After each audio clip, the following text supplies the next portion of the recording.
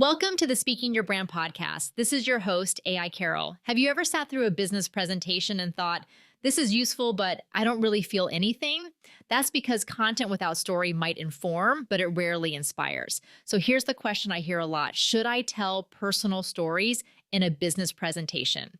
Absolutely, you should. And I'm saying that as someone who used to only lead with facts and frameworks. I spent years thinking, my audience is here to learn strategy. Let me pack as much value as I can into these slides. But you know what people remembered afterward? The one story I almost didn't tell about running for local office and discovering what it really means to have your voice shaken and find it again. That story stuck with them, not because it was polished, but because it let them see themselves in it.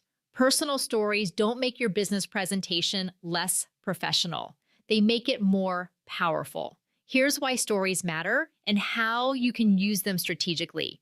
First, a story creates connection. It makes you relatable.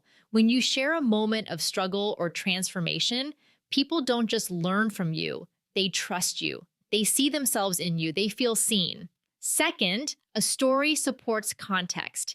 Even in a business setting, people are more likely to remember information when it's attached to a moment.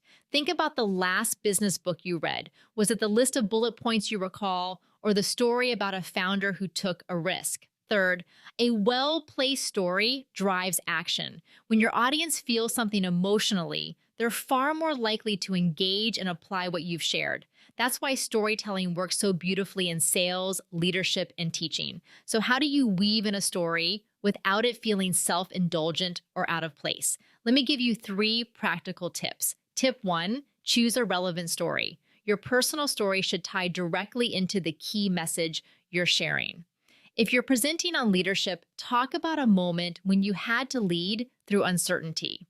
If you're teaching marketing, share about the first time a campaign flopped and what you learned. It's not about telling your whole life story. It's about using a moment to make a point. Tip 2, keep it focused.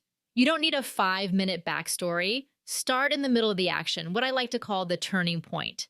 What shifted for you in that moment? What decision did you make? And most importantly, how does that relate to your audience's experience? Tip 3, end with the takeaway. This is key. Don't just drop the story and move on. Make the connection clear. What did you learn? Why does it matter? How can this help your audience move forward? Adding a story doesn't mean sacrificing credibility. It means building trust, increasing retention, and making your message resonate. And if you're thinking, Carol, I'm in a corporate environment. My audience expects reports and results. Still tell the story. It doesn't have to be dramatic or deeply personal. A simple story about trying something new at work, an early mistake you made, a mentor who shaped your thinking, that's enough.